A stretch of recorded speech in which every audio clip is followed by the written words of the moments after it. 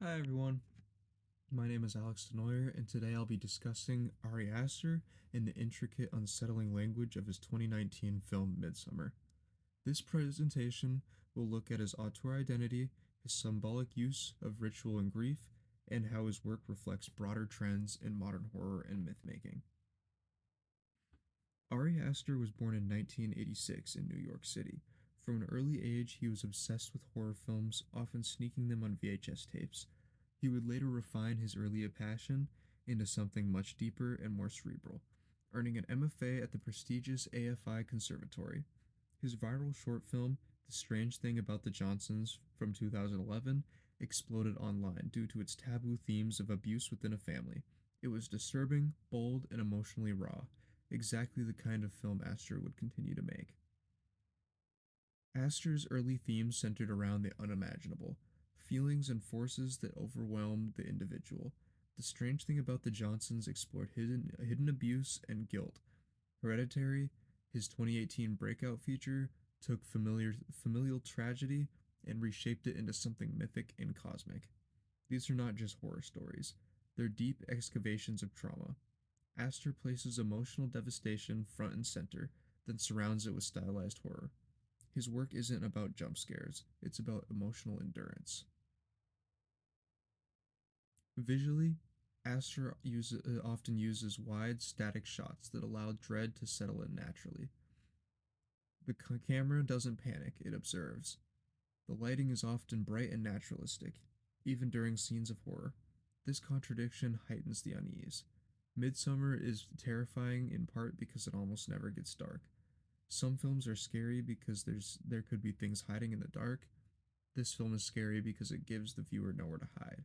He relies on ritualistic, droning music and lingers on moments just long enough to make the audience squirm. These are not mistakes, these are trademarks. To understand why Astor stands out, we can turn to auteur theory, which identifies directors as the primary authors of their films. Andrew Sarris emphasized a personal signature, a consistent vision that runs through a director's body of work. Peter Wallen, on the other hand, focuses on the contradictions and coded systems within a film. For Wallen, a director is not just a creator, but a symbolic assembler. Astor fits both models. He has a clear thematic obsessions, such as grief, ritual, emotional inheritance, but his films are also dense systems of signs, myths, and contradictions. In auteur theory, especially as developed by Andrew Sarris, an auteur is a director whose films are recognizable not just in terms of style, but in terms of substance. Their personal worldview imprints itself across their body of work, making each film part of a larger, coherent vision. Ari Aster is a textbook example of this. Despite only having a few major works under his belt, his voice is unmistakable. In many horror films, grief is a plot device, a reason to isolate characters or make them emotionally vulnerable. But in Astor's work, grief becomes the skeleton of the entire story. In Hereditary, the death of a daughter shatters a family and triggers a descent into mythic doom.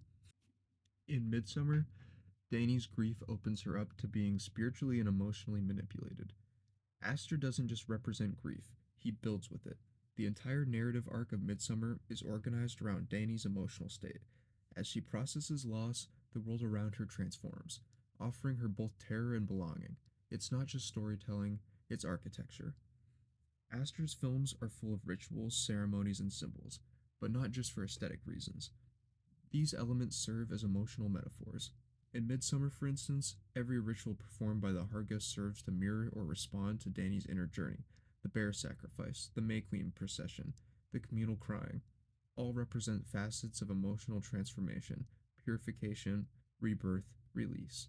Astor uses these ritualistic elements not as exotic spectacle, but as a kind of emotional grammar. Just like language, they shape how we feel, how we process, and how we understand the pain on screen. Astor's films are deeply personal, but they never feel limited or self indulgent. His narratives work on multiple levels. Psychologically, they explore grief, depression, alienation, and identity. Culturally, they critique American emotional repression, spiritual emptiness, and the illusion of individualism. And mythically, they tap into ancient structures of sacrifice, rebirth, and community cohesion.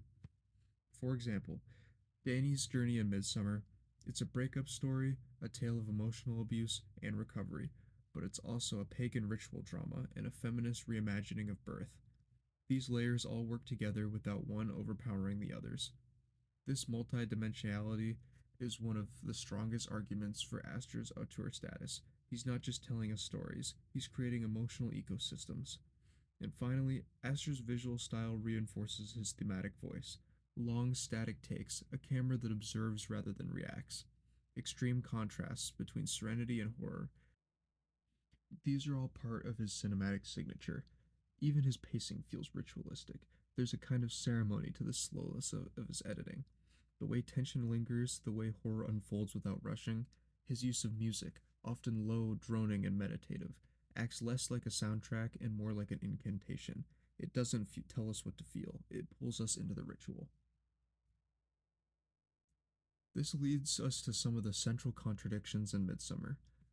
Light becomes terrifying. Unlike traditional horror films, Midsummer takes place almost entirely in daylight.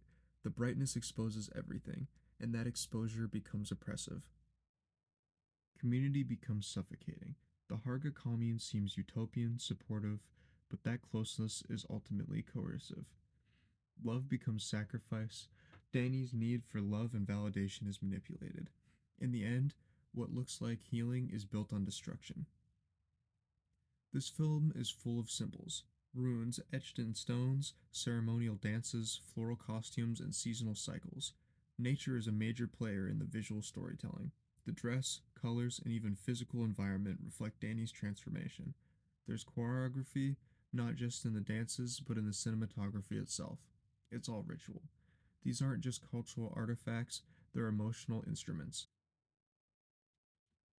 Midsummer opens not in Sweden, but in winter, cold, dark, and silent. The imagery is stark frozen landscapes, snow covered rooftops, and the haunting stillness of death. The gas hoses attached to the car, the eerie hum of the score, and the wide detached shots all signal that this isn't just a tragedy, it's an emotional cataclysm. This sequence establishes Danny's inner world, isolated, numbed by loss, and void of comfort. Its grief is paralysis, quiet but overwhelming. Importantly, it creates a sharp visual and tonal contrast with the sunny, flower filled fields of Sweden. This film's entire emotional arc begins here, with frozen despair, and ends in burning ritual. This cold to light transformation is the ritual journey of the film itself. One of the most memorable sequences is the maypole dance. What begins as celebration quickly becomes disorientation. The dancing is hypnotic, the camera spins, the viewer feels high, and the joy becomes alien. In this moment, horror isn't just a monster or a scream, it's the loss of self. Danny is being absorbed. Here we see a cultural contrast. In America, grief is repressed, privatized. In Harga, grief is communal, loud, and ritualized. At first, this seems comforting, but eventually the collective emotion becomes a tool of control. Danny is taught to release her pain, but only in ways that serve the group. Let's look closer at how Bong Joon-ho and Ari Aster approach horror and social commentary. Two auteurs with very different cultural contexts, yet strikingly similar methods. In Bong's Parasite, space becomes a metaphor for class division. The vertical layout of the film, from the family's semi basement apartment to the wealthy Park family's modern home, visually represents societal hierarchy. The deeper you go underground, the more poverty and invisibility you find. The basement, hidden and secret, becomes a place of horror, confinement, and revelation. Now compare that to Midsummer. Instead of vertical layering, Aster works horizontally. Everything's exposed. There's no shadows to hide in. The fields, the communal spaces in the temple, they're bathed in sunlight. And yet we feel suffocated.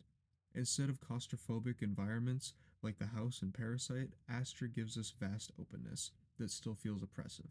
So where Bong uses architecture to represent the hidden violence of capitalism, Aster uses ritual and nature to represent the open manipulation of emotion. Both create horror through systems, whether economic or cultural, and both expose how people become trapped in them. Both directors also use genre hybridization. Bong blends thriller, dark comedy, and horror. Aster blends drama, folktale, and psychological horror. The tone in both cases shifts unpredictably.